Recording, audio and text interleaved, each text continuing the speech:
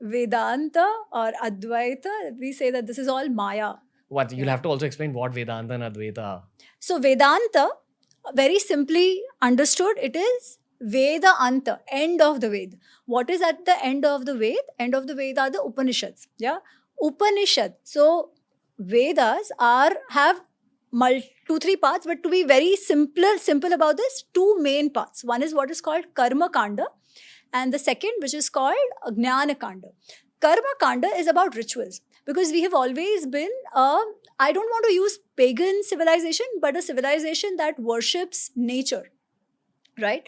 Our deities, so to say, were all related to nature in some way. So we are a civilization that worshipped nature, and hence there were certain rituals around that. The prominent being what we call yagna. In English, we call it the fire sacrifice, right? The sacrifices which are done. But basically, the yagna, where you have the fire and you put ghee in the fire and, havish and all of that in the fire. So there are certain invocations you do when you do the yagna.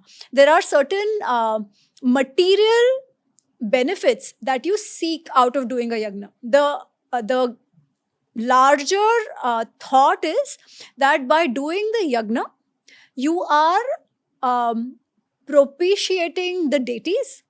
You are giving them something and expecting that they will take care of you. Yeah.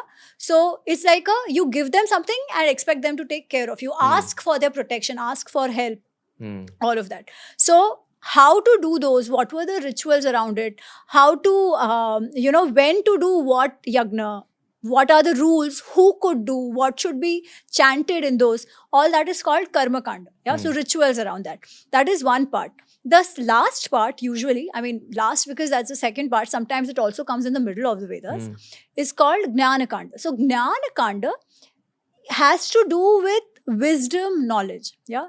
Knowledge of what? So our rishis have always been perplexed, or let's say they have been trying to understand these questions of existential questions, what we call today. Who am I? Why am I here? What is the purpose of this life? What is this world? How did creation happen? Yeah. You'll also have to explain who are rishis. So rishis are the word translates into one who've achieved realization through knowledge. That's what we say. But rishis are people who basically could go deep into meditation, who had a lot of wisdom to perceive things which were not easily available to common people. Yeah. So in one way, these were like the realized scientists of past day.